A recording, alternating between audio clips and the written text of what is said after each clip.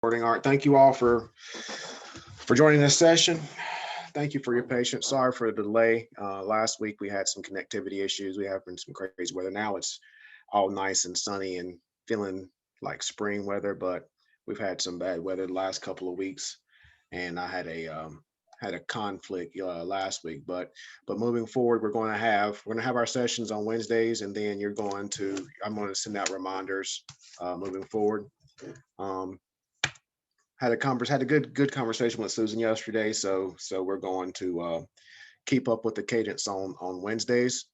So did you all have a chance to look at the recording from last week, from week one? Okay. Do you have any questions on that?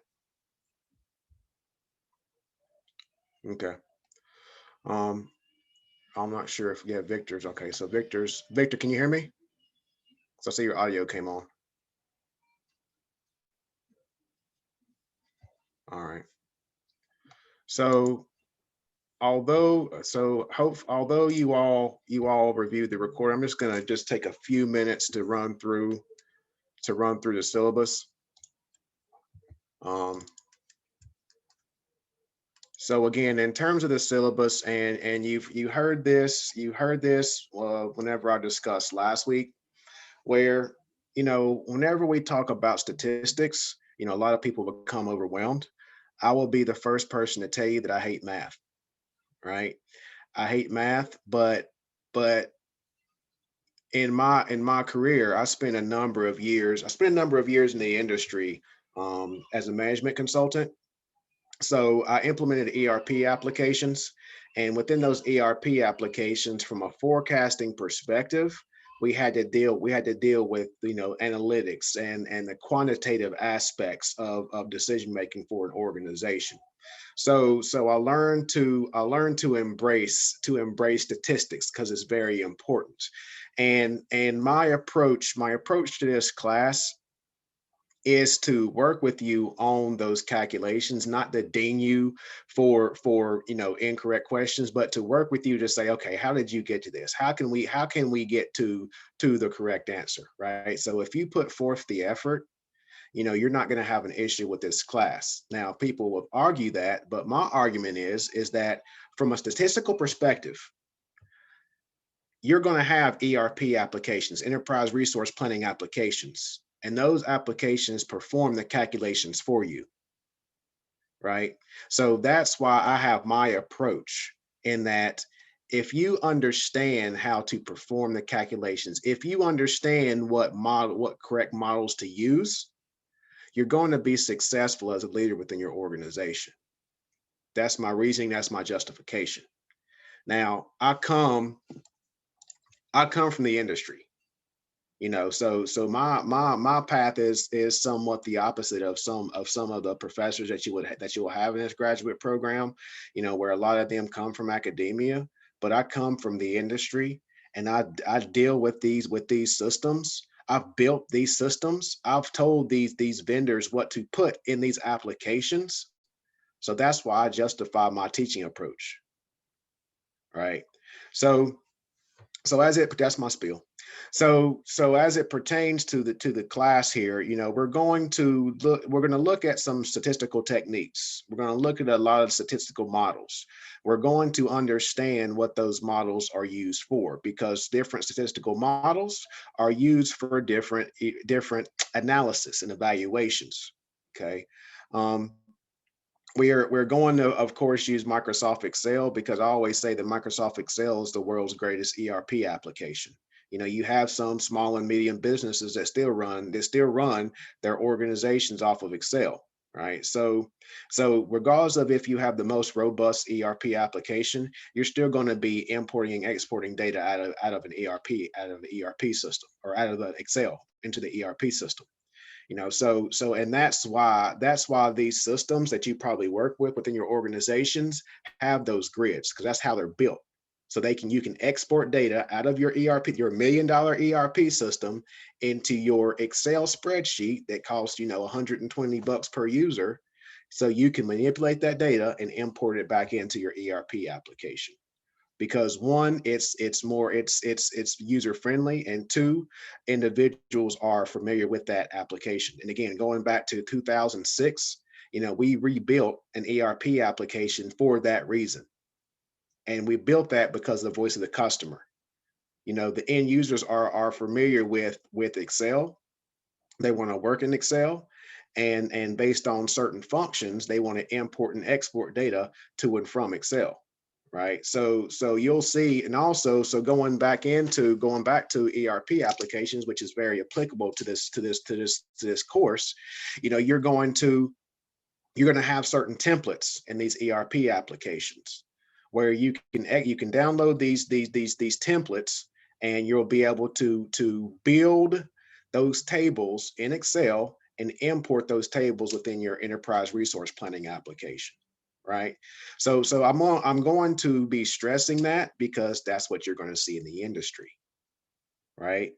So also, we're going to talk about that a lot. We're going to talk about the importance of Excel, and we're going to perform a number of calculations within Excel. We're going to use some functions in Excel, such as solver, where that's the statistical tool within Excel, where that's the solver tool is kind of built in or baked into ERP applications. We're going to talk about the differences and characteristics between qualitative and quantitative data. So the quantitative data is the numbers, and the qualitative data is the interviews and surveys, and how you're going to look and analyze that particular data. We're going to also look at hypothesis testing. We're going to get into those statistical approaches, and then we're also going to talk about data collection. Data collection is one of the most important things when we talk about decision making and statistics.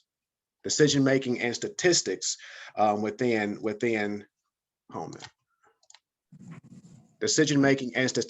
within an organization and for managers. All right. So that's some of the things, and we're also going to talk about forecasting. So that is some of the things we're going to talk about in terms of the course. Also, how you doing, Keith? When it comes to the course objectives, as I said before, I want you to understand what these statistical methods are used for, because you have the tools to automate the calculations for you. That's my goal, right?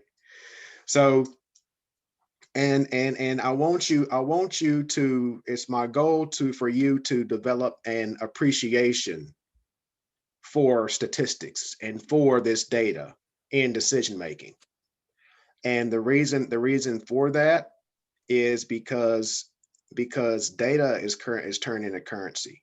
Data is turned into gold. And one thing that I'm currently working on, I'm doing a lot of research on, is artificial intelligence. I'm actually writing a book on artificial intelligence entitled AI for Good. So I'm actually looking at the United Nations Sustainable Development Goals, and I'm developing a use case for all 17 SDGs using artificial intelligence. But the reason why I say that is the foundation of artificial intelligence is statistics. It's the statistical approaches. It's understanding what model to use to create that particular algorithm. Right. So you'll hear me talk a lot about AI. You'll also hear me talk a lot about blockchain.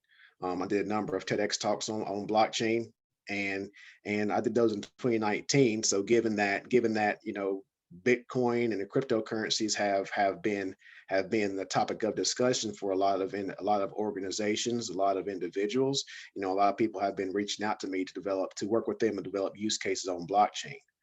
So we'll talk about that. And once again, it all comes down to the numbers to develop these blockchain applications.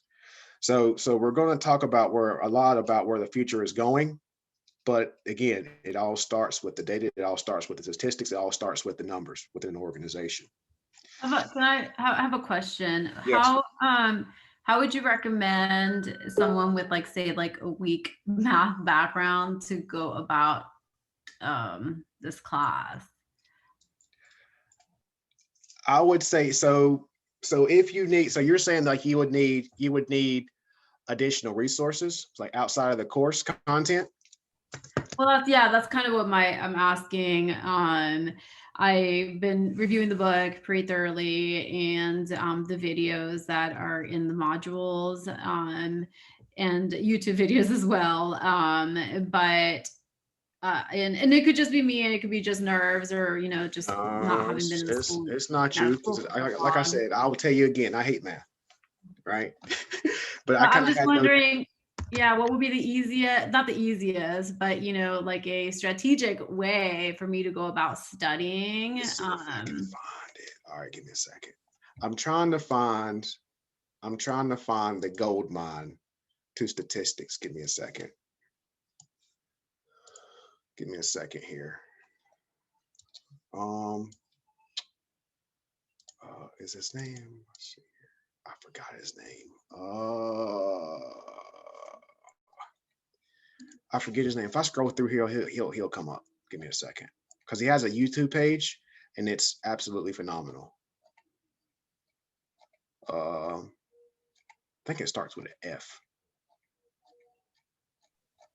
Kind of going off of Lydia's question as well, is this course going to be, I guess from an exam perspective, are we going to be using Excel for the majority of those calculations, or do you want us to be able to calculate everything by hand as well? No, nothing by hand. No, absolutely not. Without a doubt, no, absolutely Okay, not. that makes me feel way that's better. Great. that's coming from me. No. Thank you. Okay. Now, Awesome. also with the exams. Am I in? Is mine? Also with the exams will be proctored, but you will get a cheat sheet. Okay, you will have a cheat sheet, and you will also be able to write down notes. Okay. Now, again, I know statistics. I know Susan said a lot of you have anxiety about this class. Don't have anxiety about this class, because I work with everyone, and like I said, and these are 5-week courses, and I have my opinions on these 5-week courses, but I want you all to learn something and take away something from this course. I don't want you to be rushing through this content for the sake of finishing this content. With that, please try to get these assignments in by the due date. But if you need more days, let me know. I'll extend the due date. Right? I don't want you rushing through it just for the sake of rushing through it. I know life happens. We're in a COVID era right now. And I mean, I've been through it too. I've been struggling with it at teaching these classes. So I'm saying it. I'm going to keep saying it. If you need more time, let me know. All right. Everyone has my phone number, right? Okay. And just text me. That's what I'm here for, right? I am not here to be a pain in the butt. I'm here to make you successful. Right? And I'm here to discuss my experience with this class, because this is what I did in the industry. And like I tell people, I had to know statistics because I'm training organizations on this. So I had to tell them the background of it. I had to understand the calculations. I had to understand the formulas, because whenever they said, whoa, this makes no sense. Well, if you look at the calculations, this is why your on-time shipping rate is terrible. They didn't have to know that, right? But I had to know the calculations to explain that to them. Now, if you're an analyst, yes, but the thing is, when you're in the industry, all you have to do is look up the calculation. You don't have to memorize it. So that's why I don't make you memorize it, right? So, but going back to your question, I still don't know why I can't. Yeah, and I guess like my experience, I mean, I've done some financial modeling, and my experience has been where we already have these templates set up. So I don't necessarily know exactly what, it took to get that output per se. Right. But so I mean, knowing that we don't have to do it by hand is definitely no easier. All right, so I found it. Blair So has bad service right now, but she asked me if I would ask you what the limitations are to the notes page. I think it is one page. Let me go back here. So, so I put, so if you go onto YouTube and you type in statistics Brennan Foltz, this guy is like the god of statistics. He is absolutely phenomenal. And he has like whole entire courses, like over an hour of a certain topic. Like linear regression, he has, I think, like seven classes on that. ANOVA, certain class, multiple classes. Yeah, so this one is absolutely phenomenal. And it's free. I'll check those out. Thank you. And it's free. That's what I like the most about it. All right, so let me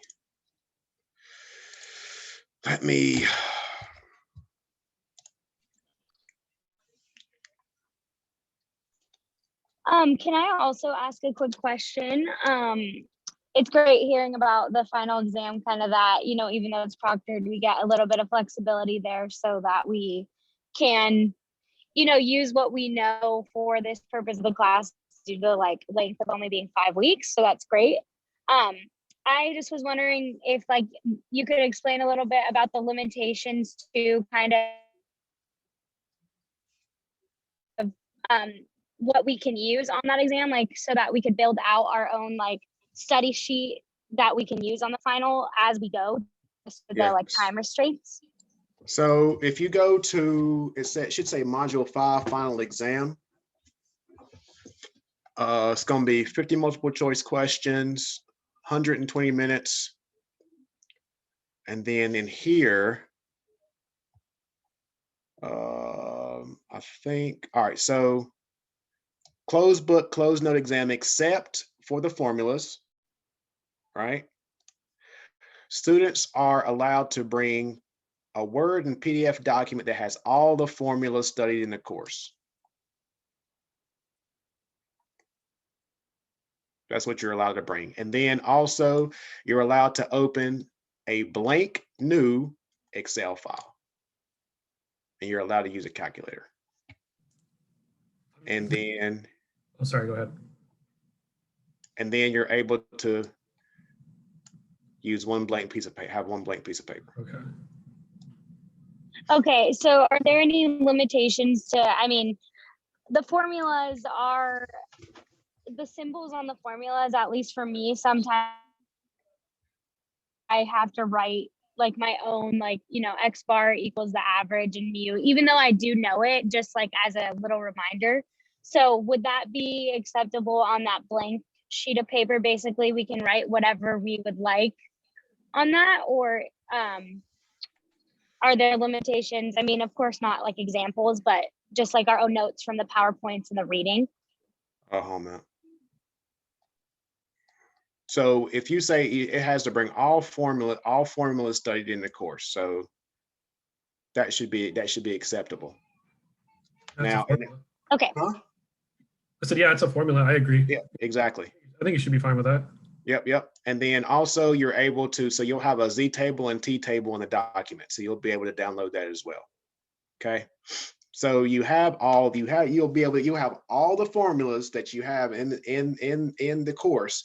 And as I said, it's all about, you don't have to memorize the formulas. You just have to know what situations those formulas are used for.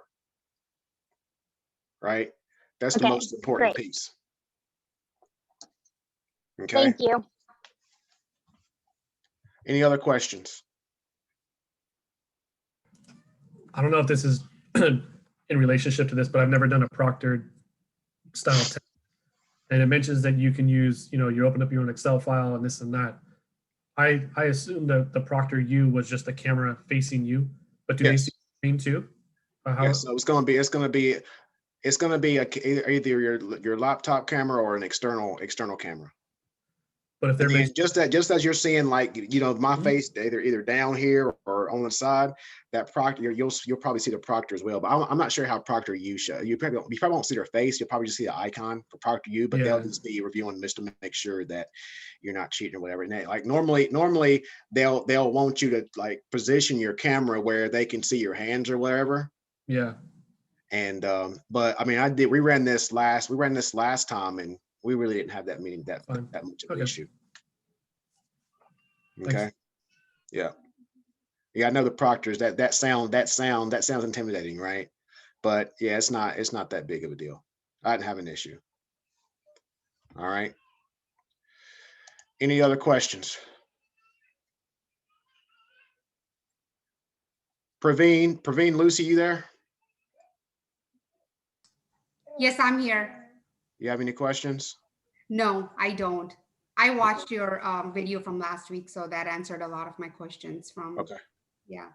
But to All right. answer Keith's question, Keith, you know, they do with the proctor, I've done like with one of my other classes, they do look at your computer screen, so they have access to that. Okay, cool. So let me see here. So going back, make sure I got everything on the syllabus. Make sure everything's covered on the syllabus. Come on. I also wanted to ask, do we use we be using StatCrunch at all? I noticed from the textbook that was an option, but the access for as an CSU MB student, I didn't necessarily have access to it. So I was just wondering if that's part of the class. Yeah, that should be part of the class because I had a few people use that last term. So you weren't able to Okay. access it? I'll double check again, and when I have a little bit better service, I can do that. But I'll try it again and see. So far, I've just been using Excel and like the exercises through Pearson, like Okay. the textbook. So that's been helping me a lot. Okay. Yeah, double check that because all right, so a lot of people were using StatCrunch, and the one issue that one individual had was that there was like a limitation to how many hours they could use it. He used it a lot. So we actually had to open it up. So like you don't have to pay for it. So if they ask you to pay for it, you don't have to pay for it. I just have to reach out to Susan to see if we can extend the time, if you will, for that if you want to use StatCrunch. So within StatCrunch is if you have specific questions on any kind of methods or things like that, they can work with you on certain problems. Okay, so that's what StatCrunch is all about.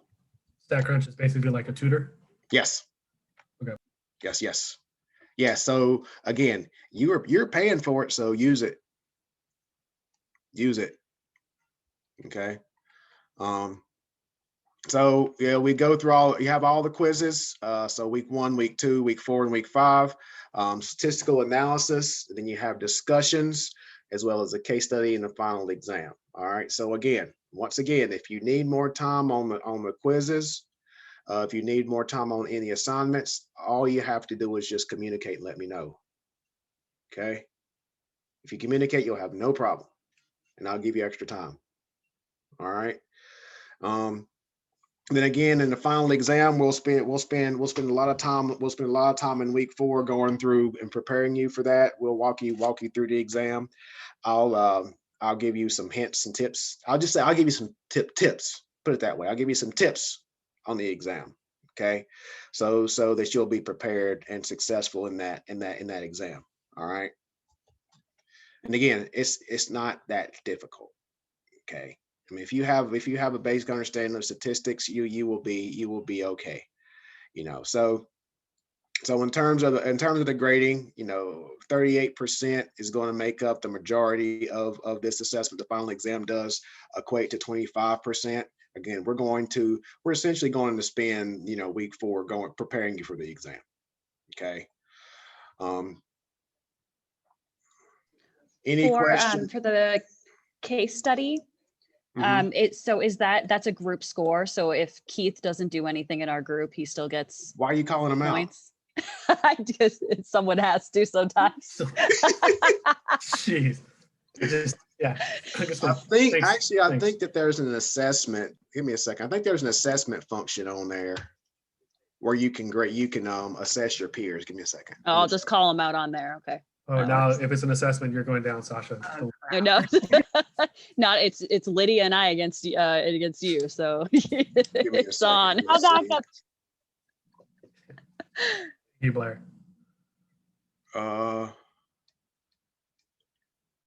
Responsible assessments.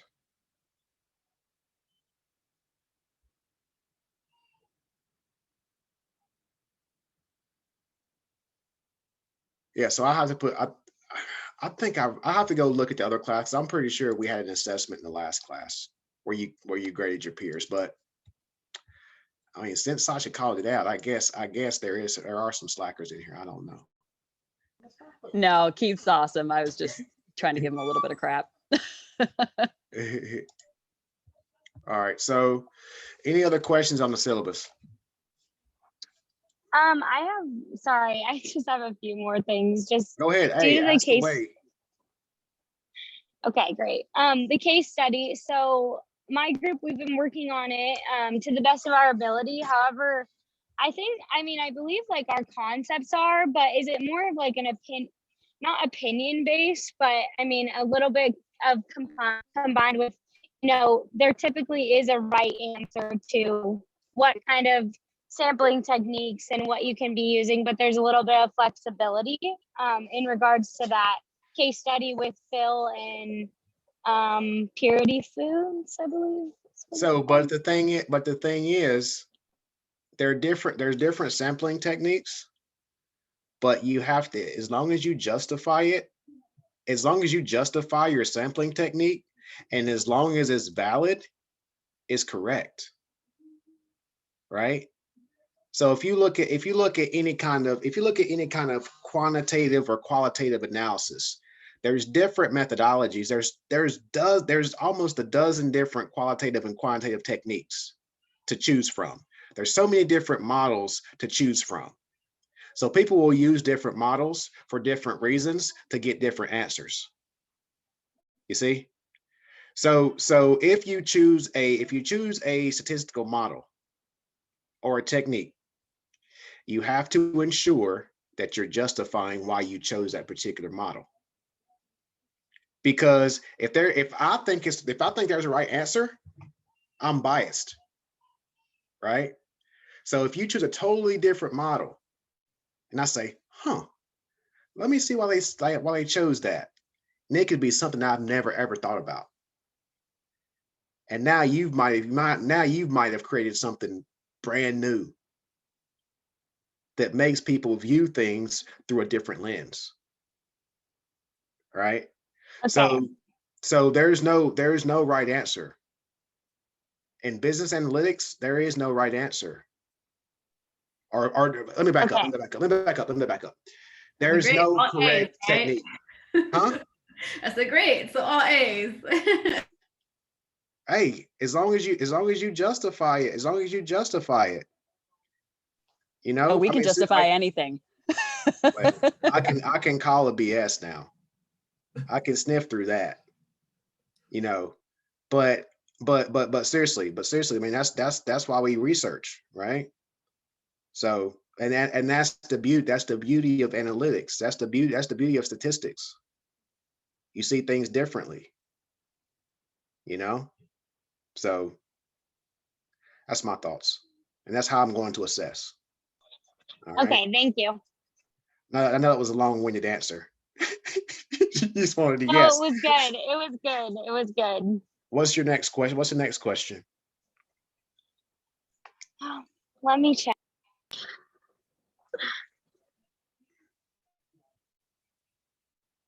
This is going to be a 2-hour conversation I have to make up for last week. Just kidding.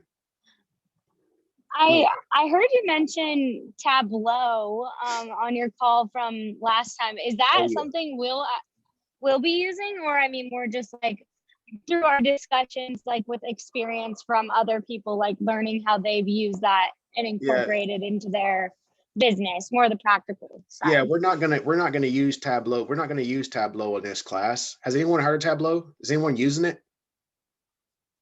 Yeah, so Tableau is a visualization tool where you can use these statistical methods, right?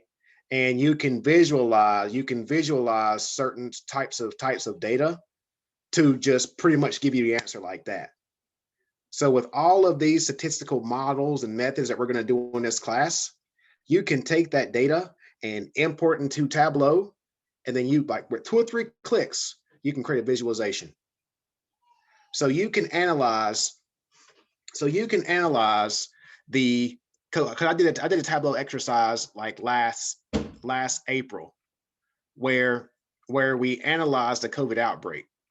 So we used all these methods and models, and we just imported it into Tableau, and then we were able to get a visualization of where the concentrations were of the pandemic, right? So Tableau is a very powerful tool. Tableau is a tool that's used very often within it. Sasha, how do you use Tableau? We use it to do statistical analysis I work for General Motors. So Yes. it's usually using, collecting all of the data for, sales and financial information, profitability, all that, and getting it all into one resource so that we can break it down into, well, to pull statistics from it for, how profitable a dealer is in the Western region versus the North Central region, or based on a DMA. So, down to a marketing level. So yeah, we use it kind of sparingly because most of the equations are already put into it for us, and Yeah. we just have to kind of click the right buttons. But it's fairly easy to use just as a Yes. tool if you have your own data set to set up your own reports. Yes. Yeah, because I actually use so I was working with an undergraduate program, and the last class that the students had to go through within the undergraduate and supply chain management class, it was half Excel, half Tableau. So it's so intuitive that undergrads are using it within their classes. So Yeah, they want us to start using Power BI more, but they Really? haven't started they haven't started offering the courses for it yet. Just because Wow, I think Tableau has trouble handling the amount of data that we have okay, at this okay, point. okay, now I see. We don't really have the storage capability for that. And we kind of have some of these archaic systems that we're trying to transition from. We still have the black, the black screen with the green screen with the writing black and screen stuff with the like green that. writing, Yeah. So a lot of I our miss data those is still things. housed in that. Yeah. So I have to use that on a regular basis, but that's virtually impossible to pull data from. So Is it on the AS400? Have you heard of it that? is. It is. So we have a reflection.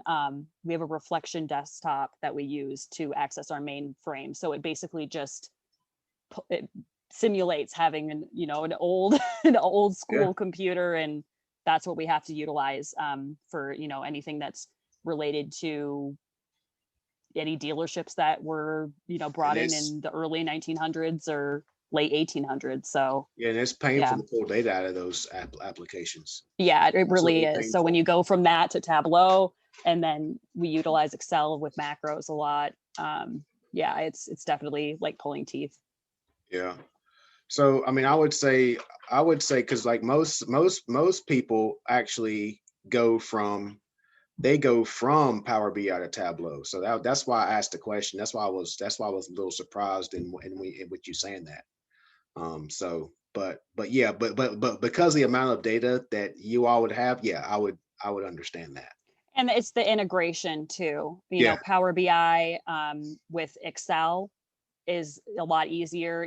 When all of our systems were on Outlook, we're on, we use MS Teams, all of that. So I Yes. think it's a little bit of an integration thing too. Mhm. It just makes it a little easier to transfer data from one system to the other when it's all on the same platform versus using Tableau, which you have to kind of figure out how to get data from point A to point B. So Yes. Yeah, excellent. Thanks for sharing that. Yeah, so yeah, Tableau, and there's a lot of excellent videos. If you want videos, from Tableau, I can send you some links on YouTube. There's some excellent videos on YouTube on Tableau. Does CSUMB have a LinkedIn Learning subscription? Have you heard of that? I haven't heard of that yet. Okay. I know they have, yeah, the only thing with LinkedIn from CSUMB that I've heard of is like this group that they have like for the MBA students and after. Yes. But I would love, I'll send you an email about Tableau information because I would definitely love that.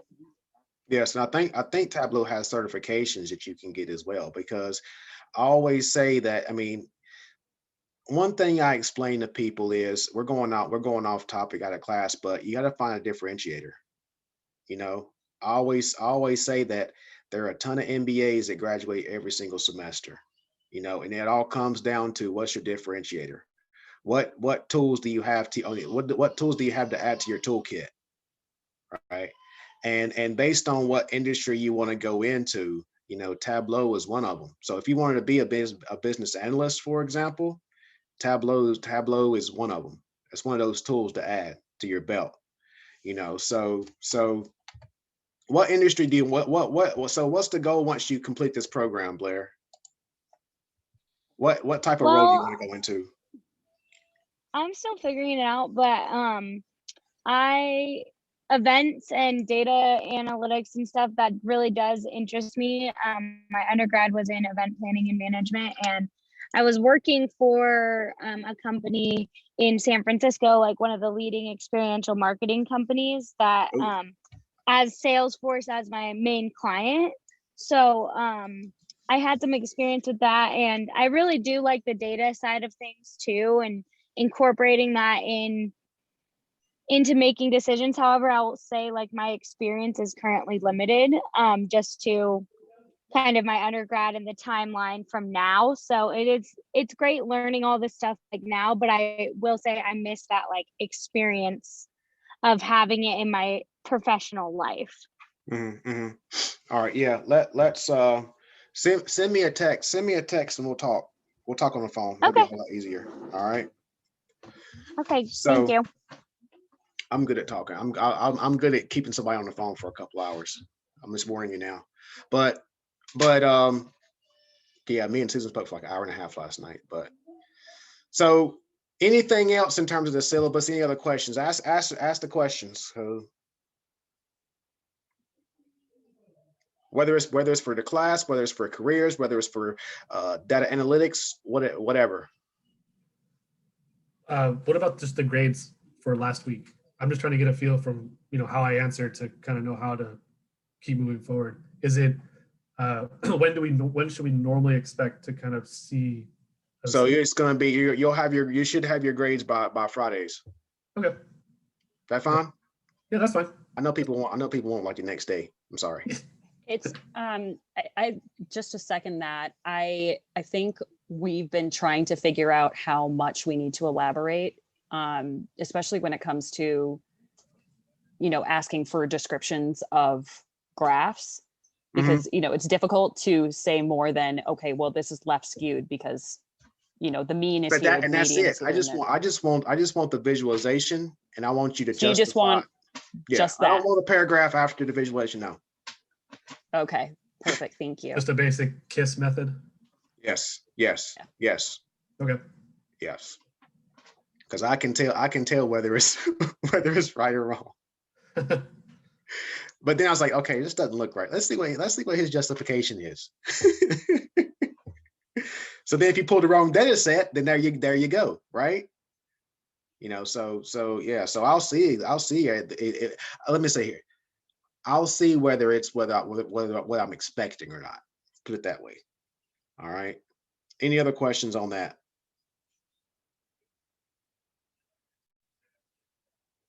Nope. All right. So are we ready to go to do a week 2 overview? All right, let's go. So within this week, we're going to we're going to talk about,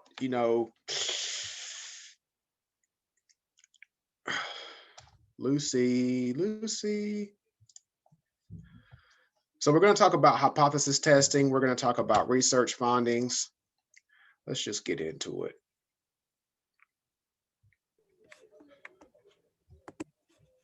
Anyone have something? Say something. Lucy, you there? Are you showing me? Yes, I'm here. Okay, how you doing? Good. How are you? I'm doing well. So in chapter 3, you're going to go through the measures of center. The measures of center, the measures of center is one thing that we learned in elementary in high school, but the measure of center is one of the most important things within statistics. Whenever you're analyzing data, it's one of the most important things, right? The population mean, the sample mean, all of those things, the box and whisker plots, I don't get too hung up on. And so the population mean is very important, because whenever I'm researching data, I want to first assess what my population is, okay? And I want to say, when I'm creating a sample, how much of that sample makes up that full population. So, and I want to see how diverse that population is. So if Sasha is looking to measure the sales of SUVs, for example, right? What's her sample size? Is it the sample? Is it the sample of 1,000 dealers in the Northeast? Oh, y'all are in California. Is it 1,000 dealers in California, or is it 1,000 dealers dispersed throughout the United States? My result's going to be totally different based on what that sample is, right? So that's one important thing to consider whenever you're doing any type of research, is to say, what's my sample, and how dispersed or how distributed is that particular sample, my sample size, right? And how much does that sample size make up of my full mean, or my full population, sorry, right? And whenever you're doing statistics, that's one of the first things you'll consider. That's one of the things that you're actually going to lay out. And then the standard deviation. Now, a lot of people get hung up on standard deviation, and standard deviation is one of those things that's built into Excel. It's one of those things that you set it and forget it, and don't worry about it. And it's an output, because that term terrifies everybody, right? But again, it's just an output, and you're always going to get that answer of the standard deviation, right? So, and then also z-scores will intimidate a lot of people. But even on the exam, you're gonna be given that z-score table, right? So that the z-scores and the t-scores, again, just understand what they do, and you're going to get the output, and you're going to have the table beside you on your exam, right? And whenever I run statistics, I still refer to what does a high z-score mean? What does a high t-score mean? I don't have to memorize it. I can just look it up, right? So so whenever you're running the statistical methods in SPSS and all these other statistical tools, you're going to get a box with all these numbers. So you'll get the t-score, you get the z-score, you get the standard deviation, you get the population mean, you get all these different things, but you have definitions to understand what that particular score means. So I'm saying this to say, do not get bogged down on not understanding all these things. You have guides to assist you in understanding what these numbers mean, right? And when I'm in the industry, I have to do this from an academic perspective. I have to understand what these are from an academic perspective. But in the industry, unless you are a data, is anybody in here a data scientist? Unless you're a data scientist, you don't have to understand, truly understand, you know, what these Z-scores mean. Because you can go in whenever you have to figure out a Z-score once a year, which is the reality, you can just look up what that Z-score means. That's just my opinion, because I've been in the industry, I've seen it, I've lived it, right? So, like I said, whenever you're reading through all these things, I am not by any means saying to ignore it. I'm saying to just get a high level understanding of what these particular definitions mean. Does that make sense? Do you feel better? Yes. Yes. All right. And again, you're probably gonna get a totally different answer from other professors that are in statistics, that are academics, that do these quantitative studies, right? Because they're gonna be heavy on this. But I know that you aren't gonna. Is anyone gonna go into higher education? Is anyone gonna be a professor and get their doctorate at this point? You might. I don't know. But even if you get your doctorate, you can go the route that I went, qualitative, because I hate math. And you don't have to worry about this stuff. But again, I have to know it because of what I did in the industry, right? So again, you get a different perspective from what you're going to get from someone else. But I'm telling you from my experience in working in the industry like y'all work in, right? Like I said, I'm not for everybody, but I have experience in the industry and doing and making these managerial decisions with CEOs of organizations in looking at these methods and in building these models for the N4s, you know, for the large ERP providers, you know. So that's why I just stress, that's why I justify my reasoning of why I'm delivering this way. I'm teaching this way, right? So, but yeah, once again, it's very important, but do not get bogged down on trying to memorize all these things. Because one, it's only a 5-week course, and two, you're not going to use a large majority of this. But again, I just want you to understand. I want you to understand that you just really need to understand what these things are used for, and do not get bogged down on trying to memorize the calculations and the formulas. All right. Did I say that enough? Okay. So again, the sampling error is going to be very important to calculate your sampling error. And then also your X bar charts are, all right. So X bar and P bar charts are going to be very important if you're in the areas of quality. Okay.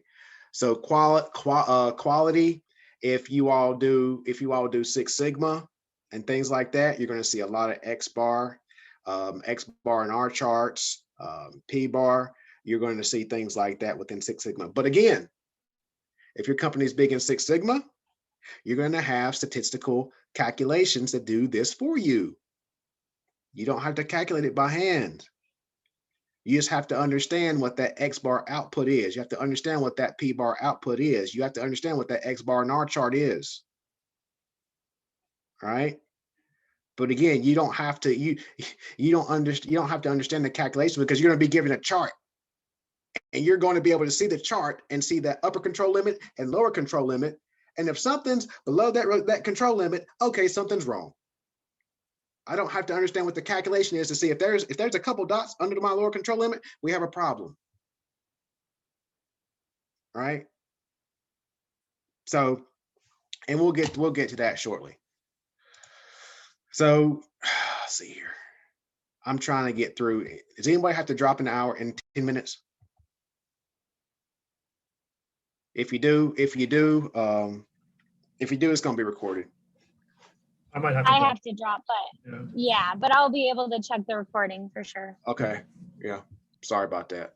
because I went 2.5 hours one time on this stuff because I love it. But anyway, so descriptive statistics is very important. It's used a lot in a lot of different industries. In terms of statistics, it's essentially the foundation of statistics. And whenever you go through this and the descriptive statistics, you're going to be very familiar with a lot of these concepts. This video is very good. And again, if you need more information on descriptive statistics, Brandon Folks from YouTube, he has like 3 or 4 classes. So I love his videos because he breaks it down to like statistics at like a high school level. That's what I need, right? So those videos are absolutely amazing.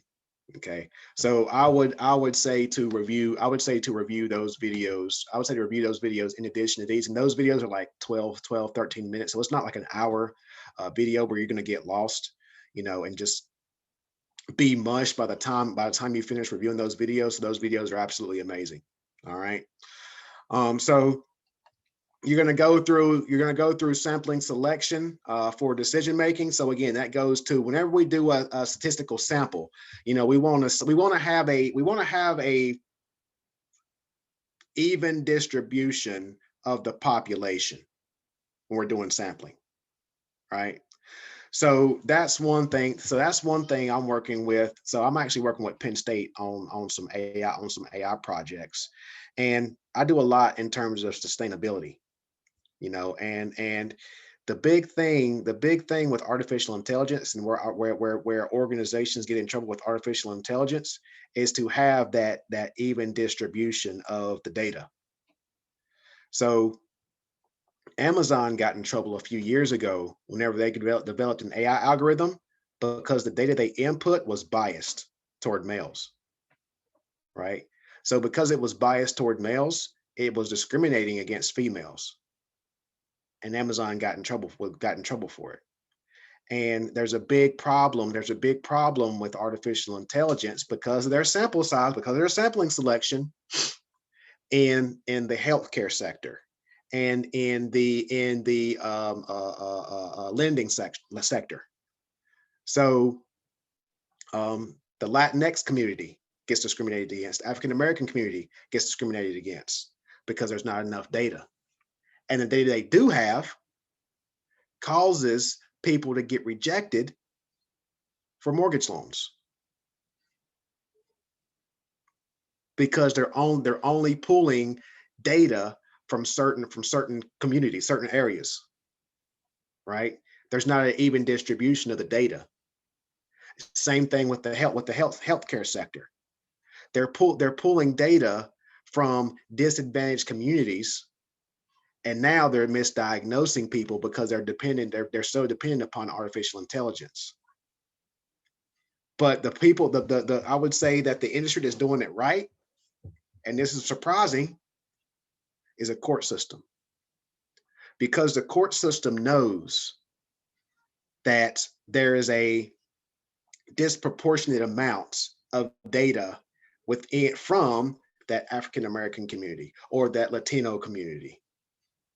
So now when that artificial intelligence and machine learning algorithm runs and someone goes up for parole or something and he's African American, deny parole, off gate. So they know that. So now so the legal system's actually trying to fix that. And there are a lot of lawyers, regardless of race, if it's white, black, Latino, doesn't matter, Asian, doesn't matter. They're all trying to fight to fix it.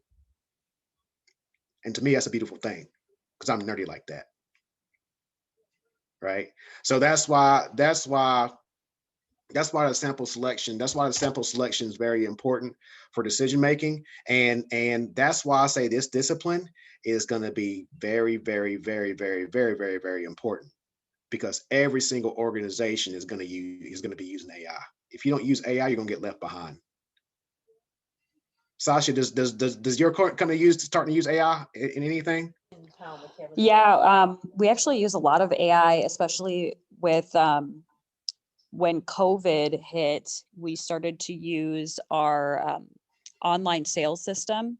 Mhm. So, people can go in and basically apply for financing and do everything that they need to do to purchase a vehicle online. And I'm being very distracted by my dad on on a phone right now. So yeah, so we use a good amount of AI, especially to figure out which customers to target Mhm.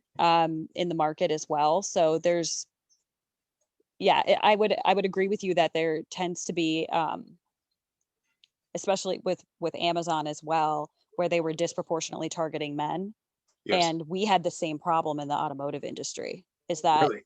we thought that men were running the show when in reality, the women are making most of the purchase decisions. And, so they are more targeted now, like you'll Mhm. see it with our commercials, and everything is targeted towards women. How did you find that out? That was all data analysis of figuring out who was actually making the purchase decision, the final decision when entering the dealership. And Like, we found out that as through opposed to like who used a credit card or their payment, it's like, so the wife probably didn't exactly. like that one. Yeah. So like we all thought that it was like the men were running the show, but really it's the women, and they're making the decision on whether we get a Suburban or whether we get a Cruise, right? Like, I need more room for the kids, or I'm part of this business, or I'm running this business and I need room for cargo or whatever it is. Yeah. So we started to utilize that data that was coming in from sample surveys, and using voice of the customer data, and putting that into the system. And we realized that we were we were way off on Mhm. who we were targeting. So we have a lot of AI that does that now, but it's all that purchase funnel data Yeah, that is coming in handy now. that's phenomenal. And yeah, thank you for sharing that. And so going back to that sales data, another thing that, oh my goodness, another thing that we're seeing, within the industry is a concept that we're referring to as demand sensing. So demand sensing is what we refer to as near real-time data. So AI and ML is pretty much scraping the internet for like social media sites and things like that. And it's feeding this real-time data into the system, and it's creating those real-time forecasts. So you can get a sense of at any given point in time what these buying decisions are, or what people are talking about. Right. So there was a discussion that came up last week, in terms of in certain industries, like in the automotive industry. I think it's somewhat the information is somewhat valid, right? But in certain industries, now we have to look at this demand sensing discussion that we're having, and we're looking to say, okay, what's the validity of this data that we're pulling in to our system to make our decisions, right? So if I'm a healthcare company and I'm using demand sensing, I gotta be pretty careful, right? So if I'm using demand sensing for like PPE or something like that, I gotta be pretty careful on what type of information I pull, and what information I'm gonna have these applications, these algorithms to learn off of, right? So, and this goes back to this sampling selection. So if I'm using demand sensing, I have to have a lot more data. Like what's the race of that person? What's the sex of that person? Where is that person located in the world? So if I'm pulling in demand sensing for the US, and like 10% of this data is coming from the UK, I could have a problem. Or if I'm pulling it from Puerto Rico, if I'm selling snow tires, and I'm pulling that data from Puerto Rico, that's going to be a little bit skewed now, isn't it? Right. So that's the discussions that we're having in terms of the sample selection and the identification of the data that we're pulling in, you know, to have the machine learn off of, you know. So these are, like I said, this is the stuff that you're researching now, and these are the conversations we're having in the industry, you know. So, Liddy, were you going to say something? Or that was a disagreeing look? All right. No, it's Botox. You can't tell what I'm thinking recently. Okay.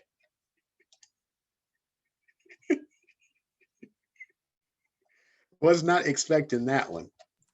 Was not expecting My that. boss So all of us- honest, Lydia.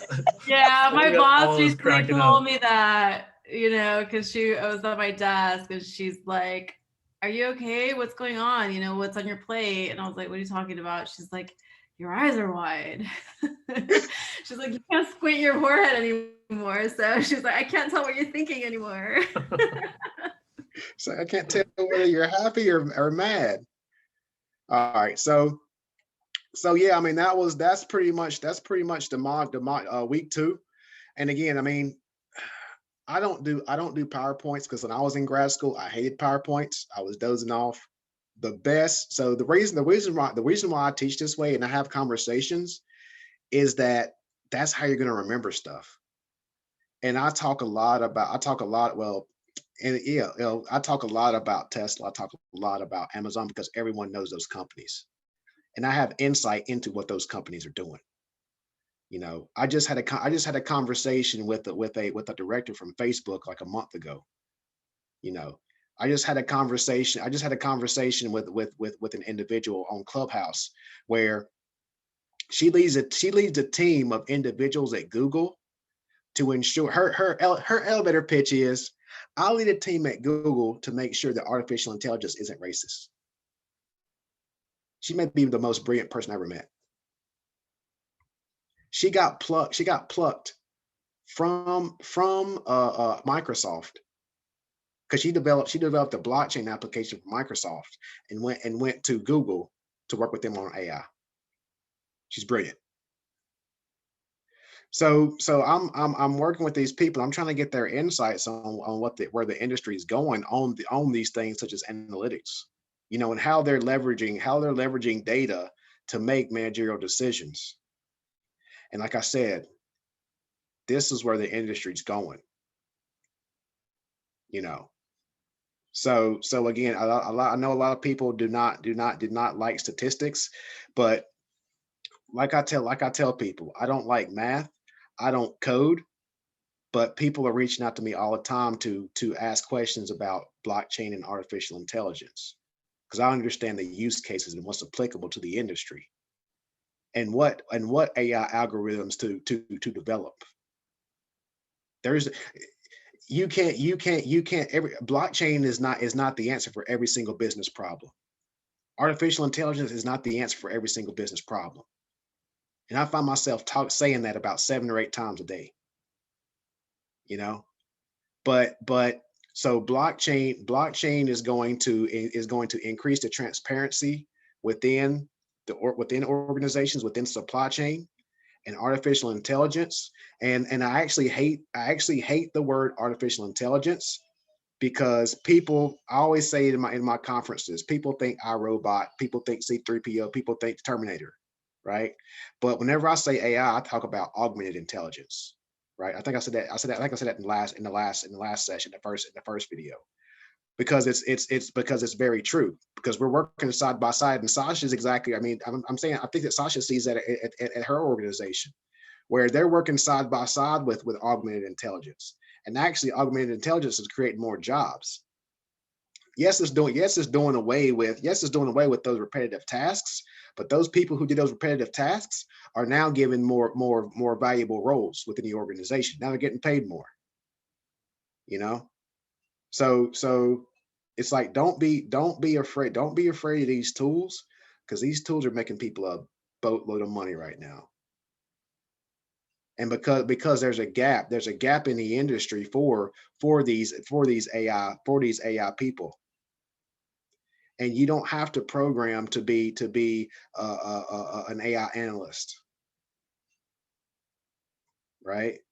And I'm speaking at a conference with the chief supply chain officer from Unilever, talking about artificial intelligence. But I don't program. I just know the use case in supply chain management.